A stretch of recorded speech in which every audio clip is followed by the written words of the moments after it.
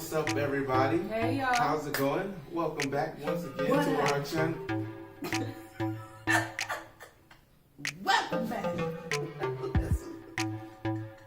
You didn't like that? Well, there's your introduction. So, we want to thank you once again for those that continue to come back and continue to show us love and continue to show us support. We really appreciate it, and we want you to know that we are really thankful that you continue to come and support us. If you haven't done so already, go ahead and hit that red subscribe button that's down at the bottom and click the little bell over to the side so that you get all notifications when we post videos.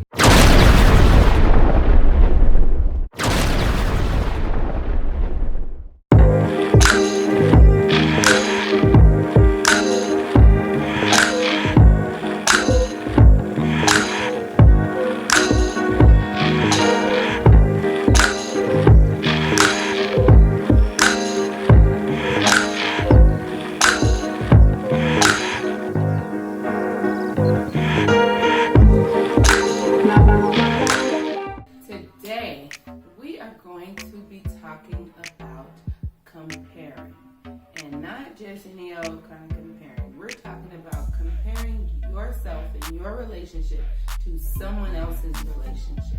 There are no two relationships out there that are alike, and so comparing could be detrimental to the relationship that you and your significant other are trying to build. Also, we will be talking about comparing your new to your old. I ain't new. I don't know Been why here. I know this. Been doing this. We'll be talking about comparing the current I've been with the current. previous. Oh, be quiet. We talking to them. So, you know I've been current. Anywho, don't compare your next with your ex. Sure, that works. So, comparing relationships can be very, very dangerous when it comes to you comparing your relationship to somebody else's relationship. You see what they have going on, you see what they're doing, you see the love kind of in the sense that they might have, and you want that same love. And now it's not wrong to want that type of love, but in how you get it might not be the same way that they get it. You might not have the same ideas. You might not have the same likes as somebody else's relationship. And so you can't necessarily say, well, how come we can't go do this? And how come we can't go do that? Because that could cause a big problem with your spouse when you constantly are talking about somebody else's relationship and all that they have. Your spouse can feel like you are trying to be them, or you're trying to have their life when everybody has their own life and their own relationship. He said comparing the things that other couples do. Other couples go to the club. Going to the club ain't for me and him, you know? Whereas we like to go to spas and we like to go to casinos and, you know, things like that. Other couples may not find that fun when he and I can stay and be content for days. We like to do the matching thing quite often when we're going out and going around. And sometimes the women love doing the matching thing. The men like, nah, that's not me. That's not what I do. And sometimes it can be vice versa. Sometimes the men can be like, man, I've been trying to get my wife to match and wear matching stuff, and the women just don't want to do it. And so comparing can then cause a big problem, because now you go back and you be like, well, why you put me on Front Street like that? Why you put me on blast? Why you say this and why you say that? Yep.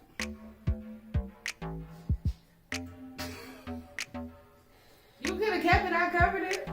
Your whole face, yeah. And then it becomes just a big argument, really, of something that was null and void, or something that really didn't even have anything to do with you guys in the begin with, but simply because you decide to look at your relationship, look at somebody else's relationship, and be like, well, how come we can't do this? Well, that's because we're not there. Right. We know several couples that, well, we know half of several couples that we know, like the matching that we do. And the other half of those several couples be like, nah, I'm good. Mr. 1K moment that you guys haven't seen in a minute. don't do the matching thing. He think it's the corniest thing in the world. Whereas Miss 1K Styles, she's like, yeah, let's do it. So she'll sneak and try and dress like him in the same colors.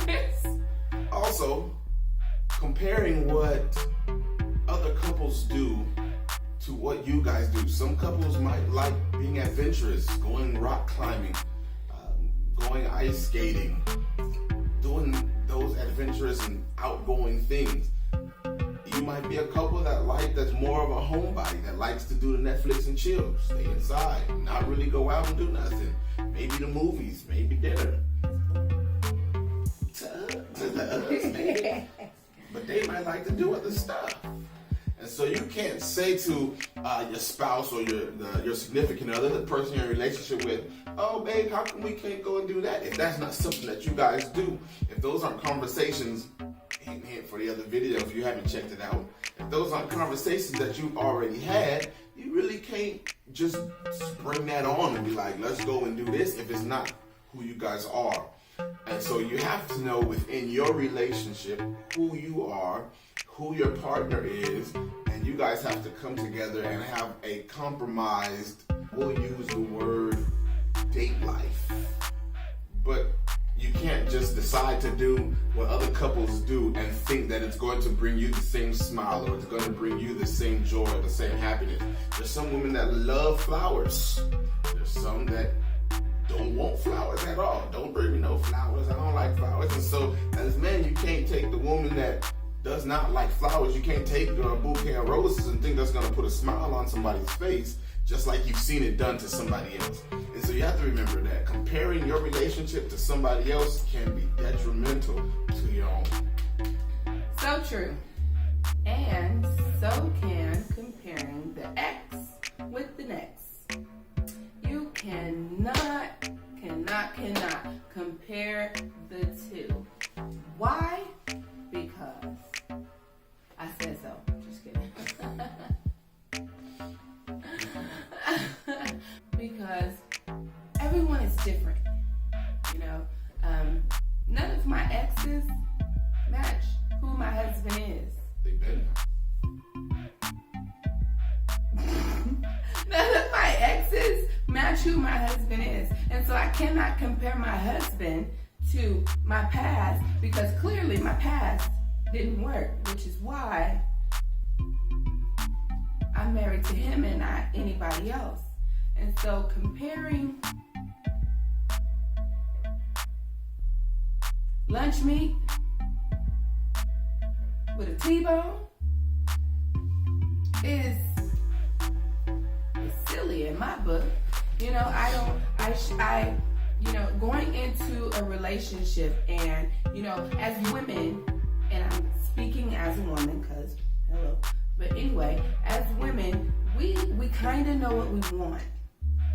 And so as women, we begin to kind of check things off of a list. Like, oh, he got that. Oh, he got that. But then what we end up doing with that checking off the list is we end up now bouncing between the two. Okay, well, he got this and this and this, but he got this and this and this. So, and that would be comparing. You are comparing these two men against each other. When you are in a relationship, it should just be working with what he got and then what he don't got. We pray for. I'm just kidding. Yeah, it's important not to compare those past relationships. Like you said, those relationships did not work for a reason. And so you can't say, well, this person used to do this and this person is not doing it. If that didn't work out, there's a reason why it did not work out. And so you cannot go to that man and say, well, my ex used to do this and he used to do that, or she used to do this and this is how she used to be. It's not going to work because it ain't her. Hit the dough. That's the reason that they are where they are to begin with, because of the personality that did not show that you liked. And obviously, the person you're in a relationship with now, or the one that you're ready to be in a relationship with, was or is enough for you to build off of.